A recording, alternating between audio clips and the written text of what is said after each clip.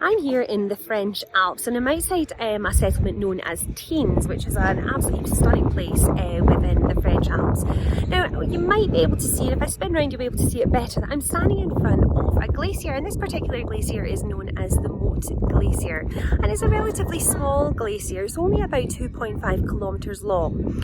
I'm standing at around 3,000 feet, but the glacier itself starts up at about 3,650 feet just behind me, and it travels for 2.5 kilometres downhill. Now, this particular glacier, as a lot of glaciers do, has started on the north facing side of the mountain, and the reason for that is because this tends to be the coldest side of the mountain. Now, you will see as you look around, and it does just look like a snow-capped mountain, but this particular glacier, as all glaciers do, has frozen itself onto the rocks that are on the mountainside there.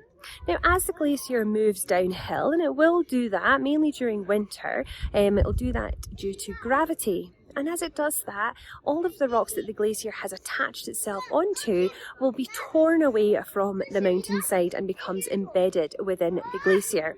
Now, that particular process is known as plucking, and it completely transforms the look of the mountainside.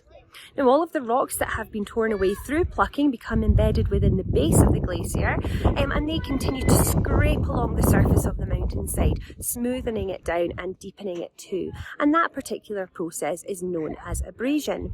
Now, these two processes of glacial erosion, plucking and abrasion, completely transform the landscape, and they leave it looking very rugged. Now, if I spin round, you'll be able to see a good example of this. These mountain peaks are very sharp, and they have lots of very steep sides edges made up of lots of different glacial features. There's many different corries, arêtes, pyramidal peaks, glaciated valleys, U-shaped valleys, all found within this region, and it's a fantastic example of a glaciated landscape within the French Alps.